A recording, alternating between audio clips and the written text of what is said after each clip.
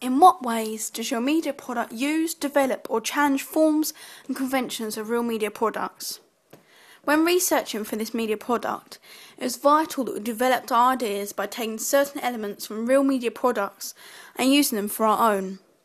It was also asked of us that when we were using elements that were present in existing products, we developed and challenged these ideas, slightly changing them to show creativity. To gather research to piece together the production of our short film idea, we were asked to use the BBC Film Network website, which is a site specifically for short films. We were given time to research any films that particularly took our interest, and then we had to blog about these films and what ideas they had given us. I was also interested in creating a social realist text since we watched About a Girl by Brian Percival, 2001, in class. I liked how the story focused on one girl and her life struggles.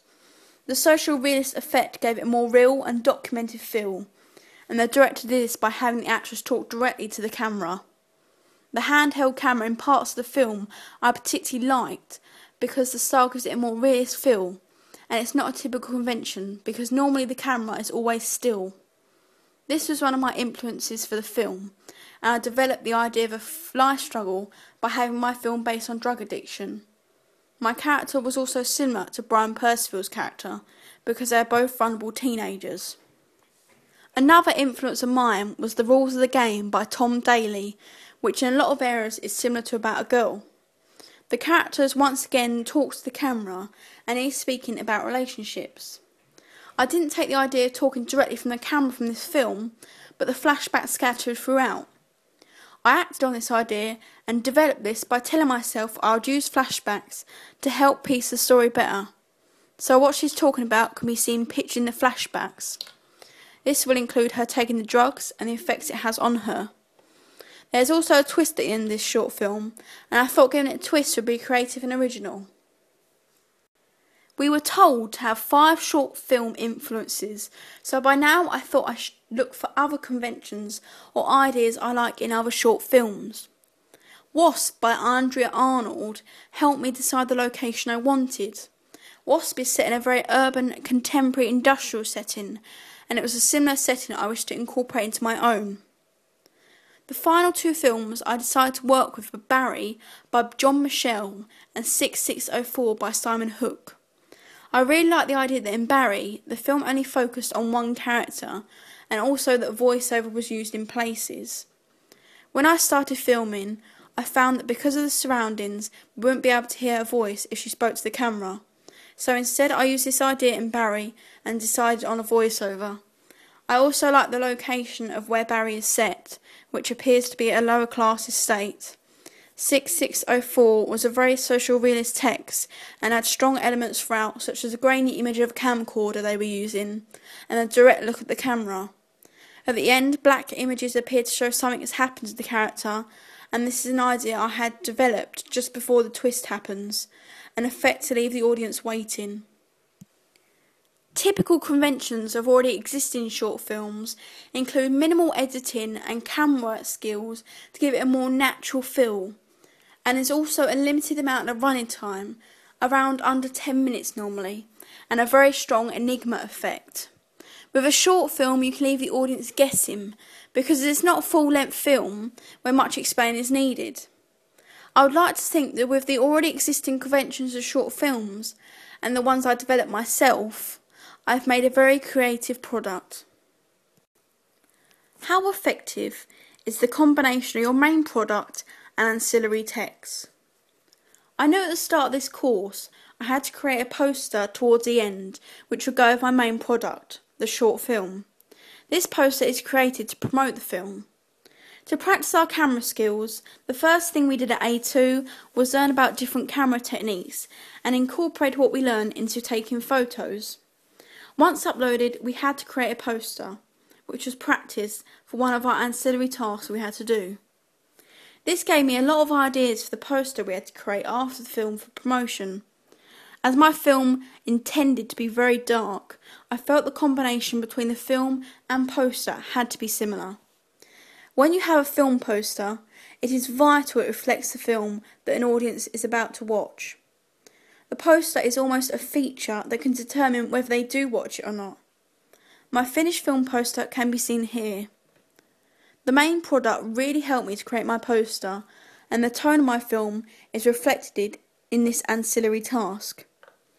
I chose to have one side in colour to represent her ghost character, a character where there is no more pain. The black and white side is to reflect her personality when on the drugs, which was a very dark time for her. The poster must reflect the film. Having ideas of posters from the beginning of the product, I believe the poster and the film create a nice combination. The film review was a little hard to produce because criticising your own film just doesn't seem right. However, looking at previous reviews helped with the layout. I decided that I was going to use Film 4 as my register and that my language and approach had to be similar to the reviews on this website. The combination between film and film review is very important, and you must include in your review a lot of techniques that have been used and how effective it has all been to the viewer. Although you are reviewing your own film, you must make sure you are critical because it is important not to be biased. Doing a review, it is very important you refer back to the film and watch it a number of times before reviewing it. The combination between the two is important, and referring back to the main project is the main criteria for a very good review. What have you learned from audience feedback? Firstly, I learned that audience feedback is very important because without it you can't tell whether your film will appeal to your target audience. If you finish and complete a film without any feedback beforehand, changes could have been made to improve this film, and without early feedback it could be potentially too late. When I asked for feedback before a complete version of my film, I uploaded it to the social networking sites Facebook and YouTube. One thing I particularly learned and took from the concept of audience feedback is how powerful and popular social networking websites can actually be. Within days of uploading it to YouTube, I had already had 40 views, which was a lot more than I expected to have received. When I loaded it to Facebook, I was given a number of comments back, mainly from those in my media class, about how they enjoyed my film and what specific things they liked. There wasn't much criticism given, but the comments I did receive with bits where I could improve, I took this and developed it. It is important to do what the audience wants. My film is aimed at teenagers, and with teenagers writing these comments themselves, I had to work on what they wanted from my finished product. When I received little negative criticism back from Facebook, I decided to arrange a controlled focus group, which would come in and view my short film and therefore give me criticism directly. Hopefully they would be a little more honest and I would be able to act on this criticism and change my film. I have learned that to create a product such as a film, audience feedback is very key. Without knowing what the audience wants in order to keep them interested throughout, then you won't have a very successful film. How did you use media technologies in the construction and research, planning and evaluation stages? When planning and researching for our film, we were told to use a number of different programs so that we were reflecting our creative side.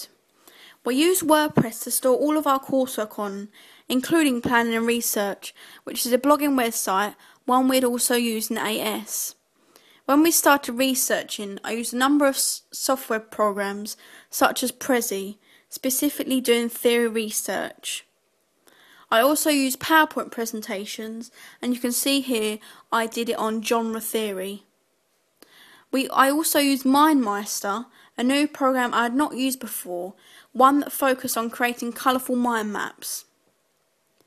I also used a new software program I had not before called SlideRocket. This is basically an alternative to using a PowerPoint. We were told to use as many different ways of displaying information onto our blog to get the top marks, which is why I used all these new programs. Although they were new, I picked them up quite quickly and I believe I created effective work.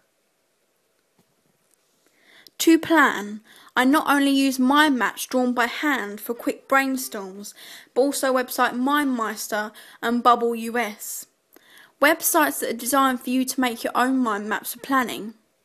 These were two websites I had never used before, and both were fairly easy to grasp. Using all these new software programs allowed my blog to flow with creativity, and the mind maps made posts look very colourful and eye-catching too. For the construction of my short film, we used the same cameras, Mini DV, we had used in our previous AS year.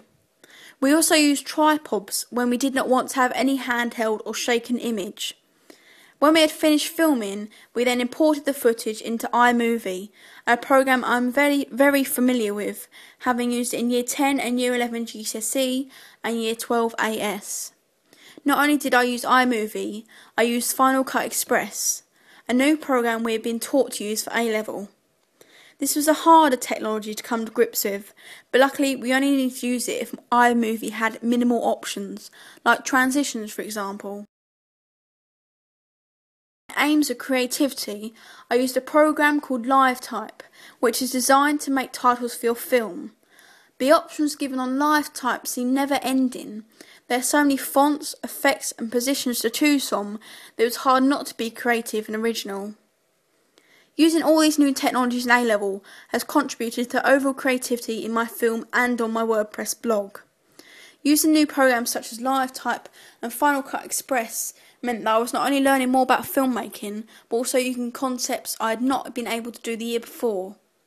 I believe my blog on WordPress was of a high and professional level, and if I hadn't used all the new programs, it would have been considered original or inventive. For my final evaluation of work this year, I used iMovie to piece together everything I have done from September to March.